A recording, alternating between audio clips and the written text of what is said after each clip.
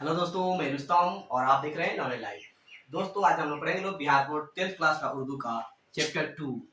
हम पहले वीडियो में देखे थे लोग अफसाना किसे कहते हैं, उर्दू के मशहूर अफसाना निगार का नाम, उर्दू के 5 अफसाना, इस बिहार के 5 अफसाना निगार। इसी तरह से आज हम देखेंगे लोग जो हमारे किताब में दरअसल उर्दू में 4 अफसाना है। कितना है? 4। उसमें से जो पहला अफसाना है वो है भाभी जान। कौन है? भाभी जान। हमारा अफसाना भाभी जान, और इसके जो अफसाना निगार है उनका नाम है सैयद मुजीबुर रहमान। ठीक है। और ये इनका दूसरा नाम है सुहेल अजीम आबादी। ये उर्दू शायरी करते थे तो सुहेल का तलुस करते थे, और अजीम आबादी यानी पटना का पुराना नाम है अजीम आबाद। ठीक है। अर्थात हम भाभी जान अफसाना का मुसन्निफ कौन है? सुहेल अजीम आबादी। और इनकी बचपन का नाम या असल नाम है सैयद मुजीबुर रहमान। शायद मुजीबुर रहमान यानी कि सैयद अजीम आबादी की पैदाइश 1911 ईस्वी में पटना में हुई थी। कब और कहाँ हुई थी? तो 1911 ईस्वी में पटना में हुई थी, एक जमींदार खानदान में। मगर 1 साल की उम्र में इनकी वालिदा का इंतकाल हो गया और इनकी परवरिश इनकी ननिहाल में हुई, जो पटना जिला में वाक़ है। एग्जाम में पूछता भी है कि इनकी इब्तदाई तालीम कहाँ हुई, तो हम लोग लिख देंगे लोग शाहपुर भदवल के किसी मदरसे से। ठीक है, आगे देखते हैं। ये ऑल इंडिया रेडियो में मुलाजिमत करते थे, और इस सिलसिले में वह जम्मू कश्मीर, श्रीनगर है ना, इसके अलावा दिल्ली में, पटना में, हर जगह रहे हैं। इन्होंने एक अखबार भी निकाला था जो था साथी। इनके अखबार का नाम क्या है? साथी। फिर इनके अफसानों के मजमूए। सैयद अजीम आबादी के उर्दू का पहला अफसाना 4 चेहरे है। कौन है? 4 चेहरे, जो 1934 ईस्वी में शायद हुआ था या छपा था। दूसरा है अल्लाह 1938 ईस्वी में, और तीसरा अफसाना है आदमी के रूप 1940 ईस्वी में। सैयद अजीम आबादी के कुल अफसानों की तादाद 125 तक है किताब के हिसाब से। इसके अलावा इनका एक छोटा सा नावल है, नावल या छोटा सा नावल, जिसका नाम है बेजड़ के पौधे। क्या है? बेजड़ के पौधे। सैयद अजीम आबादी की वफात 1980 ईस्वी में हुई। किससे हुई? कब हुई? 1980 ईस्वी में। सैयद अजीम आबादी उर्दू के सबसे मशहूर अफसाना निगार मुंशी प्रेमचंद से बहुत ज्यादा मुतासिर दिखाई देते हैं, क्योंकि ये भी गरीबों के लिए अफसाना लिखते थे ना। सैयद अजीम आबादी भी गरीबों के लिए अफसाना लिखते थे। एग्जाम में सवाल पूछता है। इसके अलावा इनका जो अफसाना है भाभी जान, उसका जो हम लोग किरदार का नाम देखे है ना, तो इनके अफसाना भाभी जान के जो किरदार है उनमें सबसे इम्पोर्टेंट है रुकैया भाभी। ये मरकजी किरदार अफसाने यानी कि मरकजी किरदार यानी उस अफसाने की मेन हीरोइन है। इसी तरह से ये है अख्तर। ये रुकैया भाभी के देवर का नाम है अख्तर, जो हमें एक कहानी सुनाएगा। ठीक है ना? पूछेगा अफसाना रुकैया भाभी की जो कहानी है भाभी जान, किसने सुनाया है या किसने बयान किया है? तो अख्तर ने। इसके अलावा है रिहाना। रुकैया भाभी की बेटी का नाम है सिमी, एक गरीब तालिब इल्म है जो सिर्फ रुकैया भाभी की मदद की वजह से पढ़ रही थी। नन्हे रुकैया भाभी के शौहर का नाम है, जिनको सियासत का शौक है, ये अक्सर जेल में रहा करते हैं। और है एक लड़की है जमीला, ये अख्तर की महबूबा है, और अख्तर इसी से शादी करने के लिए रुकैया भाभी के पास मदद मांगने के लिए आता है। चलिए दोस्तों, अब कहानी शुरू करते हैं, और ध्यान से सुनिएगा। किताब का पेज नंबर 8 है। अख्तर कहानी बयान करते हुए लिखता है कि जब रुकैया भाभी याद आती है तो मेरा सर खुद ब खुद जज्बा एहतराम से झुक जाता है। जब भी रुकैया भाभी को याद करता है, उनकी इज्जत पे सर झुका देता है। आगे लिखता है, वो ऐसा महसूस होता है और ऐसा महसूस होता है कि जैसे इनकी जात अब सरापा रोशनी है। उनकी याद के साथ साथ मुझे वह शम्मा याद आ जाती है जो कलीसा की ऊंची कुर्बानगाह पर जलती और पिघलती रहती है, और जब पादरी इबादत खत्म करके कुर्बानगाह से उतर जाता है तो भी वह खामोश जुबान से खुदावंद यीशु का पैगाम सुनाती रहती है, जो दूसरों का गुनाह बख्शवाने के लिए सलीब पर चढ़ाया गया था, मगर जो अब तक जिंदा है और क़यामत तक जिंदा रहेगा और सबको निजात दिलाता रहेगा।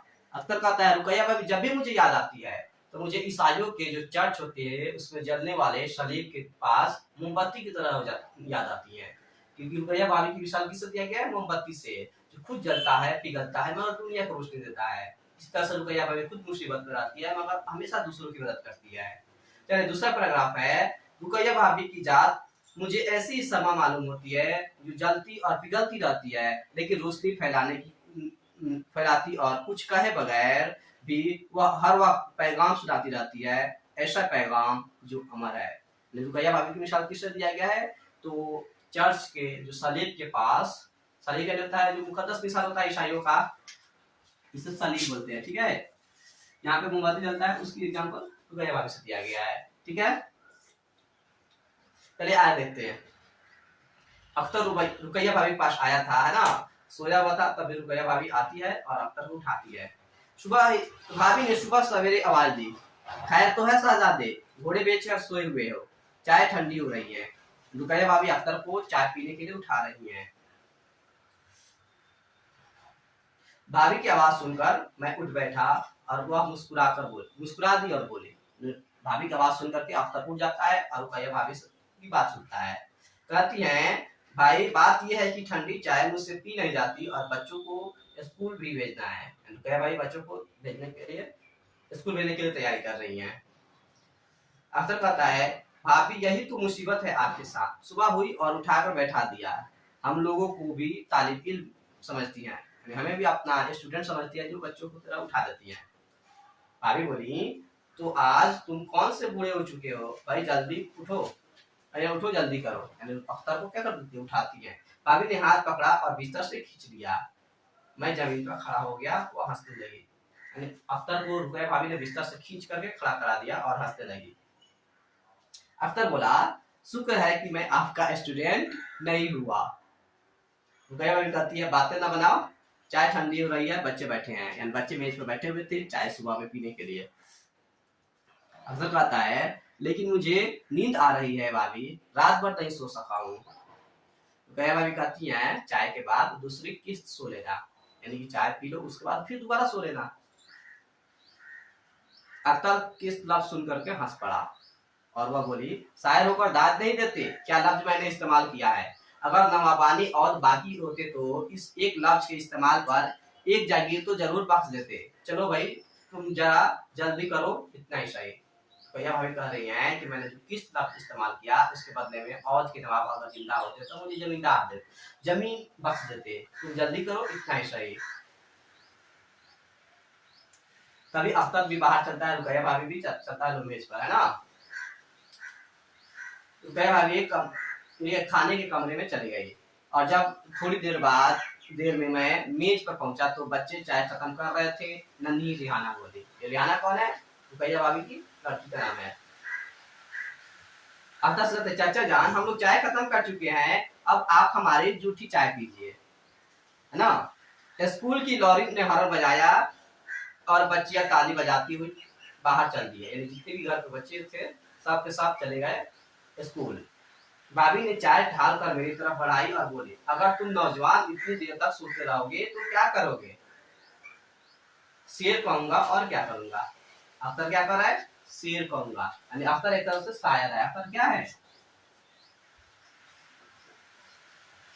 शायर है। तो कया भाभी सुनती है, बातों पर करती है और कुछ नहीं। भाभी मारी खेज अंदाज से मुस्कुराई, मैं कुछ जिप सा गया। भाभी की मुस्कुराहट बहुत दूर तक इशारे कर रही थी। फिर वह आहिस्ता से बोली, तुम्हारे भाईजान ठीक 4 बजे उठ बैठते थे और चाय पीकर काम शुरू कर देते थे। शुरू में तो मुझे भी बड़ा जब्र होता था, लेकिन आज सुबह उठने की आदत काम आ रही है। रुकैया भाभी कह रही हैं कि जब उनकी नई नई शादी हुई थी तो उनके शौहर जल्दी उठ जाते थे, रुकैया भाभी को दिक्कत होती थी, मगर बाद में वो भी उठने लगी और वही आज काम आ रहा है। अख्तर ने कहा, मैंने पलट कर भाभी के कमरे में देखा, सिंगार मेज पर नन्हे भाई की खूबसूरत सी रंगीन तस्वीर रखी हुई थी। यानी रुकैया भाभी का नाम क्या है? नन्हे। वह मुस्कुरा रहे थे। इस तस्वीर के पास भाभी और बच्चों की तस्वीरें थी। अब सिंगार मेज नाम का था, इस पर बच्चों की किताबों का ढेर था और शायद एक कंघी के अलावा मेज पर श्रृंगार की कोई दूसरी चीज भी न थी। रुकैया भाभी उदास हो गई और बोली। रुकैया भाभी अपने शौहर की तस्वीर को देखकर तो उदास हो गई।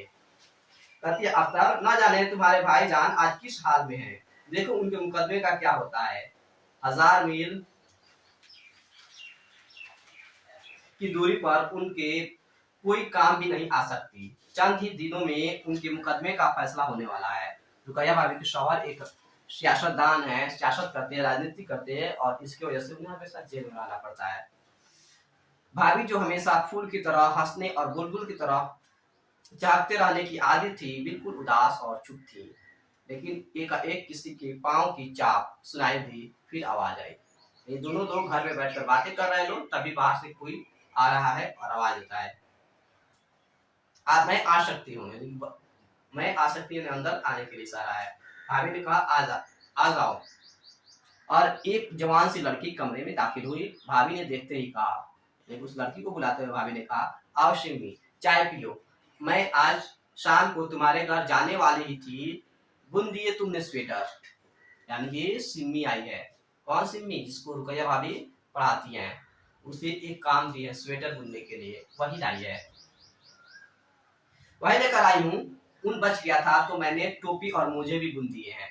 सिम्मी जो लड़की है कहती है, मैंने स्वेटर बुन कर ही लाए हैं, और ऊन बच जाने की वजह से मैं टोपी और मोजे भी बुन दी हूँ। बहुत अच्छा किया तुमने, दो चाय पियो। रुकैया भाभी सिम्मी को चाय देती है और कहती है, बहुत अच्छा किया, और चाय की प्याली उसके सामने बढ़ा दी। लड़की मेरी मौजूदगी में कुछ शर्मा रही थी, बोली, मैं चाय पी चुकी हूँ। सिम्मी बोलती है, मैं चाय पी करके आई हूँ। भाभी कहती है, शर्माती क्यों हो? ये मशहूर शायर अख्तर तुम्हारे बड़े भाई हैं। यानी कि रुकैया भाभी अख्तर से इंट्रोडक्शन कराती है, कहती है कि सिम्मी से कि ये हमारे बड़े भाई की तरह है, ये शायर है। अख्तर कह रहा है, मैं नाश्ता खत्म कर चुका था, उठ खड़ा हुआ और भाभी से बोला, मैं जरा शहर को आऊँ, यानी वह शहर में घूमने के लिए जा रहा था। भाभी कहती है, जाओ, मुझे भी जरा अस्पताल जाना है, चलो सिम्मी तुम भी साथ। रुकैया भाभी और सिम्मी एक हॉस्पिटल में चले जाते हैं।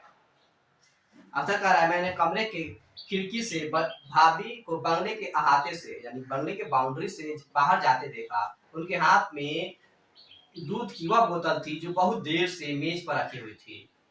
ये तो मुझे 2 दिन बाद मालूम हुआ कि भाभी के एक पुराने मुलाजिम की बेटी अस्पताल में है। 2 महीने पहले उसके शौहर का इंतकाल हो गया था और उसके बच्चे पैदा हुआ है।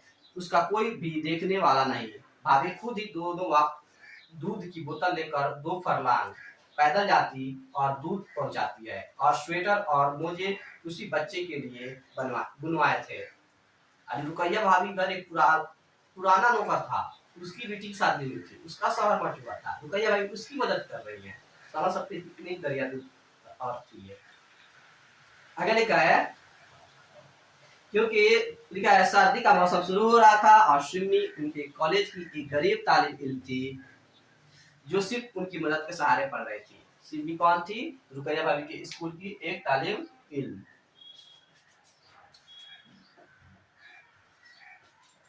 हो गया था। चलिए हम अब आगे देखते हैं। आप लोग बने रहिए, लोग कहानी बहुत ही इंटरेस्टिंग है। ठीक है, भाभी से मेरी सिर्फ दूसरी या तीसरी मुलाकात थी। अलबत्ता खत व किताबत बहुत ज्यादा थी, लेकिन 3 दिन से साथ रहकर मालूम हुआ कि वो आदमी नहीं मशीन थी। सुबह उठकर शाम काम शुरू कर देती। उनका जमाना भी बिल्कुल बदल चुका था। कभी 4-5 नौकर और ममाएं नौकरानियां थी। अब इनके पास सिर्फ एक नौकर था जो बाजार से सौदा लाता था। अख्तर कह रहा है, मैं इनसे सिर्फ 2 या 3 बार मिला हूँ, हालांकि खत से बात होती थी। रुकैया भाभी की जिंदगी बिल्कुल बदल चुकी थी। पहले उनके घर बहुत सारे नौकर नौकरानियां काम करते थे, अब कोई भी नहीं है। सिर्फ एक नौकर है जो बाजार से सब्जी वगैरह खरीद कर लाता है और खाना भी पकाता है। फिर क्या है, फिर रुपयों की भी बड़ी तंगी थी। पहले वह हजारों रुपए माहवार अपने शौक पर खर्च कर दिया करती थी। अब 400 रुपए माहवार पर एक कॉलेज में लेक्चरर थी और 50 रुपए माहवार पर एक लड़की को पढ़ाने के मिलते थे। ले देकर यही उनकी आमदनी थी। रुकैया भाभी जिनके शौहर अब जेल में रहते हैं, ये खुद एक कॉलेज में लेक्चरर है और इनको 400 रुपया महीना मिलता है। कितना रुपया मिलता है? 400 रुपया। 50 रुपए एक लड़की को ट्यूशन पढ़ाने मिलते हैं। कुल मिलाकर के 450 रुपया मंथली कमाई है। और खर्च अपनी जगह पर, बल्कि कुछ ज्यादा ही। अपने बच्चों का खर्च तो होता तो किसी तरह पूरा हो जाता, लेकिन वह भी बढ़ गया था। बच्चों और अपनी जरूरतों के अलावा वह एक मुस्तकिल रकम उन्हें हर महीना मजदूरों और तालिब इल्मों की अंजुमनों को देना पड़ती थी। कॉन्फ्रेंसों और जलसों में शिरकत के लिए किराया अदा करना पड़ता था। कई गरीब लड़कियां सिर्फ उनकी मदद से पढ़ रही थी। रुकैया भाभी एक लेक्चरर थी, इसीलिए उन्हें कॉलेज में जाने पड़ते थे, मीटिंग में जाने पड़ते थे, गरीब बच्चों की मदद करने होते थे। ये सारे खर्च इसलिए है। अख्तर आए तो दूसरा पैराग्राफ में कह रहा है, भाईजान की जब शादी रुकैया भाभी से हुई थी तो हम लोगों का आम ख्याल था यानी अख्तर के घर वालों का ख्याल था कि ये शादी कामयाब नहीं हो सकती। एक तरफ भाई जानते जिन्हें ऐसी सियासत से शौक था, राजनीति से शौक था, जो बार बार उन्हें जेल भिजवाया करती थी, और दूसरी तरफ भाभी जानती जो नाजों की पाली थी, यानी अमीर बाप की इकलौती बेटी थी, और ऐसी माहौल में बढ़कर जवान हुई थी जिसमें अपनी इज्जत सब कुछ होती है। यानी कि अमीर घर की लड़की कैसी होती है, जो दिल करता है वही करती है, किसी की बात नहीं सुनती है, वैसी थी अब रुकैया भाभी।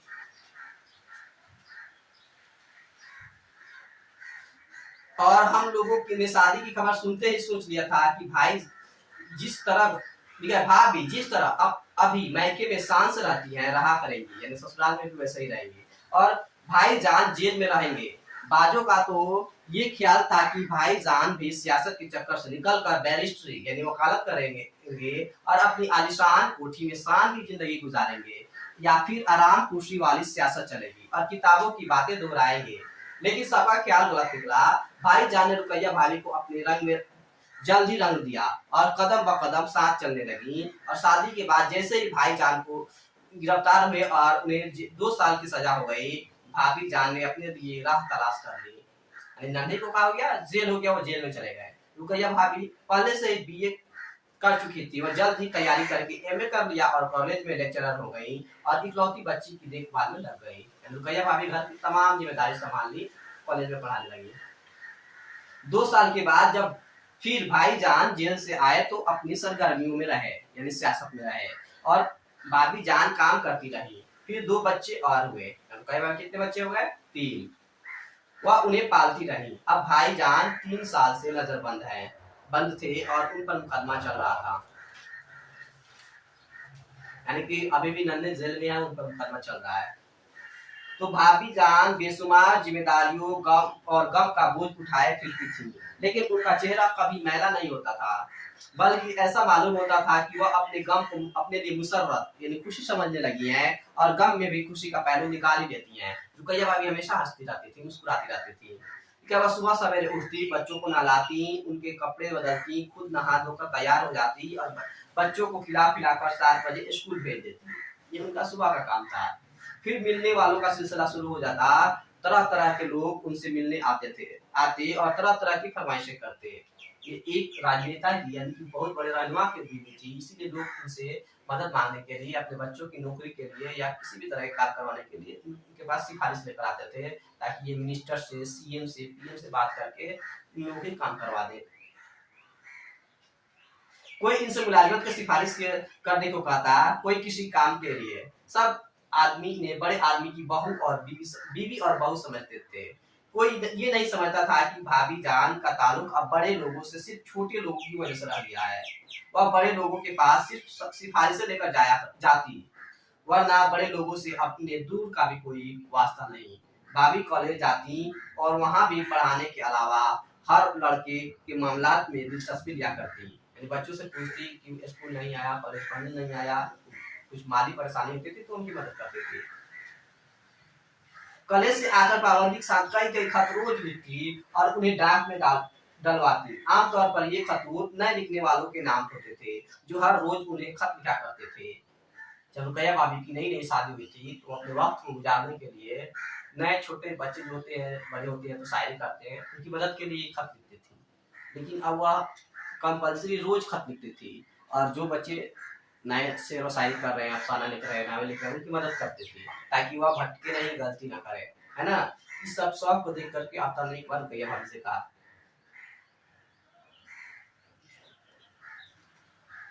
और देखे का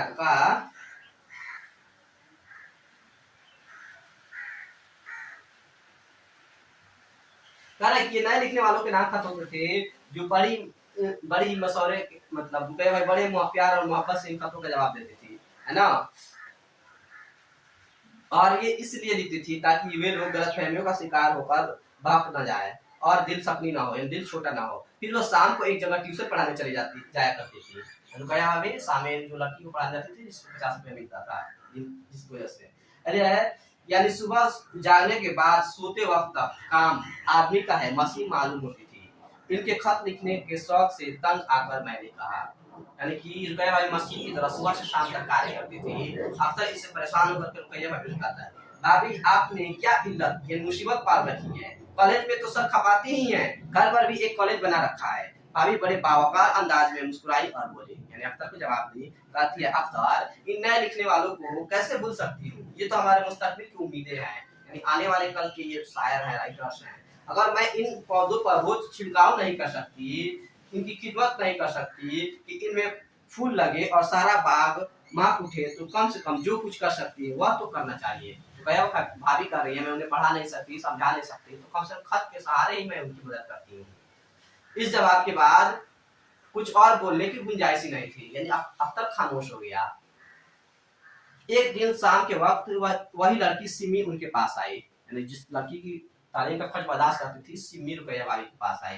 वह बहुत उदास थी, वह कुछ कहना चाहती थी लेकिन फिर भी नहीं कर सकती। बार बार उसके होंठ कांप कर रह जाते थे और ऐसा मालूम होता था कि अब वह रो देगी। भाभी ने हंस आदत उसे बैठाया और बातें की, फिर आने की वजह पूछी तो वह कुछ न बोली। भाभी जितने इसरार के साथ पूछती, मालूम होता कि उसके होंठ इतनी शिद्दत के साथ आपस में चिपकते जाते थे। आखिर वह कुछ न बोल सकी तो भाभी ने उसे पकड़ा और सोने के कमरे में यानी बेडरूम में ले गई।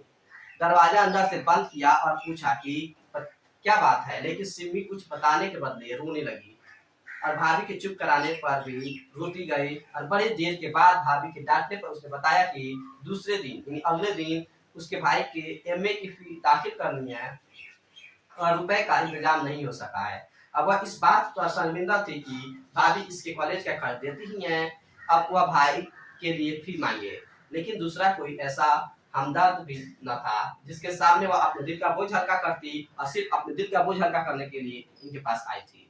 अरे सिमी का भाई है जो एमए में पढ़ता है, उसका फी का इंतजाम नहीं हुआ है, लास्ट डेट है, इसीलिए वह रुकैया भाभी के पास ये मुसीबत लेकर के आई थी, सिर्फ गम को काटने के लिए।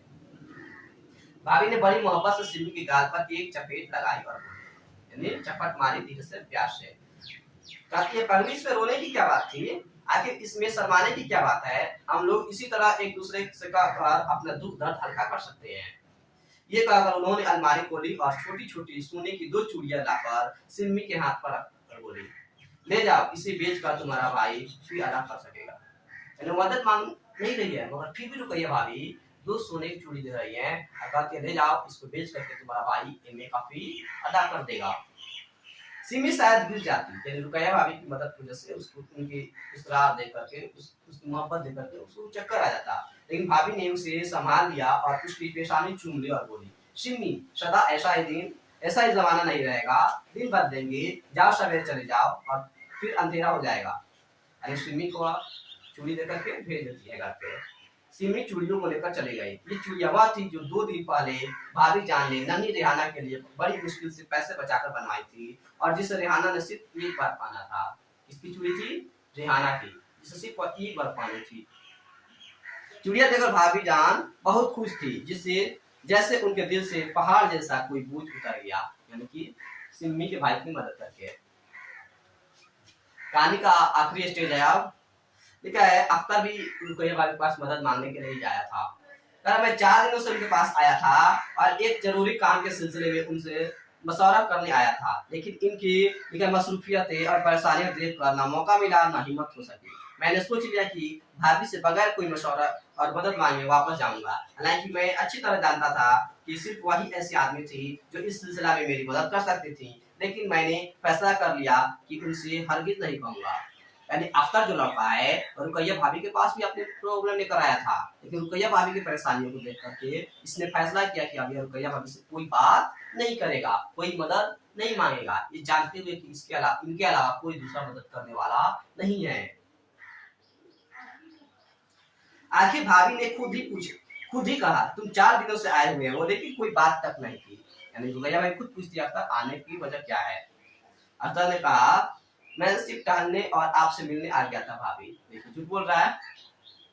फिर वो बोली, और तुम्हारा लिखा है, तुम्हारी शादी का क्या हुआ? सुना है तुम में और तुम्हारे घर वालों में शादी के मसले पर सख्त इख्तलाफ हो गया है। यानी अख्तर में और अख्तर के घर वालों में शादी के मसले पर झगड़ा चल रहा है।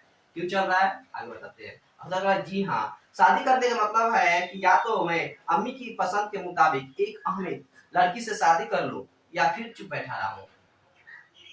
यानी अख्तर किसी और लड़की से शादी करना चाहता है और उसकी अम्मी किसी और लड़की से शादी कराना चाहती है। इसी मसले पर झगड़ा चल रहा है। भाभी पूछी और वह जमीला, तुम तो जमीला से शादी करना चाहते थे ना। अख्तर किससे शादी करना चाहता है? जमीला से, क्योंकि अख्तर की बहन हुआ है। अख्तर कहता है अभी चाहता हूँ, लेकिन अम्मी का ने कह दिया है कि जमीला इस घर में बहू बनकर दाखिल नहीं हो सकती। यानी कि जमीला अख्तर का अम्मी को बिल्कुल भी पसंद नहीं है। भाभी कहती है ये तो बड़ा जुल्म है। अख्तर जवाब दे रहा है तो, लेकिन क्या किया जाए, बहुत से जुल्म बर्दाश्त करने पड़ते हैं। नहीं, अख्तर कह रहा है मैं जुल्म को बर्दाश्त कर रहा हूँ। भाभी कहती है तो फिर अपनी अम्मी की पसंद से शादी कर लो। अख्तर कहता है नहीं, ये भी नहीं कर सकता भाभी। फिर क्या सोचा? तो कई बार डायरेक्ट सवाल पूछती है, बताओ अपनी अम्मी की पसंद से शादी नहीं कर सकते तो क्या करोगे? कहता है अख्तर देखिए कैसे कर रहा है, शादी तो जमीला से ही करूंगा और घर छोड़ दूंगा। मैंने फैसला किस अंदाज में कहा। अख्तर भाभी से कह रहा है कि मैं जमीला से शादी करके घर छोड़ दूंगा। भाभी कहती है फिर बिस्मिल्लाह ब्याह कर ले आओ, यहाँ मेरे साथ रहेगी, मैं भी अकेली हूँ। देखिए इतना मुसीबत है फिर भी एक और मुसीबत देने के लिए तैयार है। अख्तर की भी मदद कर रही है, कहती है जाओ शादी करके मेरे पास लाओ। उफ, भाभी के ये जुमले सुनकर मेरा सर चकरा गया। यानी अख्तर का, ये औरत है यार अज़्म व हिम्मत का सतून, यानी कि खंबा, सतून खंबा, हिम्मत का खंबा। हर रोज एक नया बोझ अपने लिए बढ़ाई जाती है। खुद अपनी जरूरतें और जिम्मेदारियां क्या कम है, मगर हिम्मत है और सिर्फ हिम्मत के सहारे सवाल की दूरी और नजरबंदी का गम हंस हंस कर बुलाई जाती है। मगर मैंने सोच समझ कर जवाब दिया। अख्तर सुनिए क्या कर रहा है, मैं भी यही सोच रहा था, लेकिन अभी देर होगी भाभी, जमीला अभी बीमार है। अख्तर कह रहा है कि अभी बीमार है जमीला, इसलिए अभी शादी नहीं कर सकता।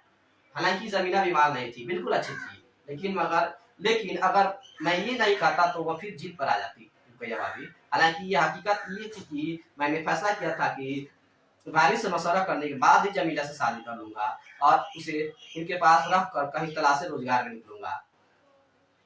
मैं तो सोचा था कि जमीला से शादी करके रुकैया भाई के पास आएगा या छोड़कर उसे कहीं कमाने के लिए जाएगा। भाभी जमीला की बीमारी की खबर सुनकर बहुत अफसोस करने लगी और बोली सचमुच जमीला बड़ी प्यारी लड़की है। अख्तर की काम तो हो गया, अब वह अपने घर चला जाएगा। हालांकि वह पहले मार्केट जाता है घूमने के लिए। अख्तर कहता है मैं बाहर चला गया और सोचा कि रात की गाड़ी से चला जाऊंगा। 4 बजे वापस आया तो देखा कि भाभी जान बहुत उदास बैठी है। उनके हाथ में एक तार है यानी खत है, जिसको हाथ में लिए हुए बहुत बस देखती जा रही है। उनके चेहरे का गोरा रंग बिल्कुल संवलाया हुआ था। मैं चुपचाप उनके पास जाकर बैठ गया और पूछा तार कैसा है भाभी जान? खत लेकर के बैठी थी, रो रही थी, उदास थी और बोलती है अख्तर। भाभी जान ने तार मेरे हाथ में दे दिया और मेज पर सर रखकर फूट फूट कर बच्चों की तरह रोने लगी। मैंने तार पढ़ा, भाई जान को 4 साल की सजा हो गई थी। मैंने कुछ देर बाद बमुश्किल कहा नन्हे को कितने साल की सजा हो गई है? फिर से 4 साल है ना। नन्हे की सजा को देख करके अख्तर भाभी को समझाने की कोशिश करता है, कहता है भाभी जान सब्र कीजिए, अभी तो आपको ऐसे इम्तिहानों की मंजिल से और भी गुजरना बाकी है। और भाभी को जैसे सुकून आ गया, वह उठ बैठी और बोली अख्तर से ठीक है तो अख्तर, अगर मैं परेशान हुई तो बच्चे और परेशान होंगे। इतना कहकर वह उठी और मुंह हाथ धोने चली गई। जब वापस आई तो मालूम होता था कि बस एक लहर थी जो आई और गुजर गई। लेकिन हम लोग जितनी देर तक चाय पीते रहे, भाभी की नजर बार बार पुराने श्रृंगार मेज पर रखी भाई जान की तस्वीर का तवाफ करती रही। इसी वक्त उन्होंने बताया कि उनके पास पासपोर्ट की दरख्वास्त नामंजूर हो गई है और इसी रात उन्हें दिल्ली जाना बहुत जरूरी है। यानी कि जिसके बाद केस वगैरह चलता है ना, उसका पासपोर्ट बहुत मुश्किल से बनता है, इंक्वायरी वगैरह दिक्कत होता है। रुकैया भाभी की भी दिक्कत हुई है, वो अब दिल्ली चली जाएंगी। इसी रात भाभी जान दिल्ली चली गई और मैं भी वापस हो गया। रात के सन्नाटे में रेलगाड़ी गुजरती जा रही थी और मुझे ऐसा मालूम होता था कि अंधेरी रात में भाभी जान मुझे रोशनी दिखा रही थी। रेल तेजी के साथ गुजरती जा रही थी और मेरे दिल में नए इरादे, नए हौसले पैदा हो रहे थे, नई उम्मीदें, नई उमंगें जाग रही थी। यानी कि अख्तर घर जा रहा है ट्रेन से और बैठ करके नए नए सपने देख रहा है। दोस्तों ये कहानी यहीं पे समाप्त हुई। आप लोग अगर पढ़े होंगे तो बहुत अच्छा, और नहीं पढ़े हो तो एक बार जरूर कहानी को पढ़िए। इसमें बहुत सारे सवाल एग्जाम में आता है। अब हम जो देखेंगे लफ्ज माने, कलीसिया यानी होता है गिरजाघर, ईसाइयों की इबादत गाह। एतजाज यानी होता है एतराज करना यानी इनकार करना। मुलाजमत यानी होता है नौकरी खिदमत में रहना। सराफा यानी सर से पांव तक की तस्वीर कशी करना। निजात यानी रिहाई छुटकारा। सलीब यानी ईसाइयों का मुकद्दस निशान, ये जो बनाया था खलास। जब्र यानी जुल्म सितम। मुलाजिम यानी नौकर खादिम। सतूर यानी होता है खंबा। और अज़्म यानी होता है हिम्मत इरादा नियत। दोस्तों इसमें अब है समरी, आप लोग इसे पढ़िए। अगले वीडियो में हम लोग इसका सवाल जवाब देखेंगे। ये वीडियो आपको कैसा लगा कमेंट सेक्शन में जरूर बताएं, और वीडियो पाने के लिए हमारे चैनल को सब्सक्राइब करें। तब तक के लिए शुक्रिया।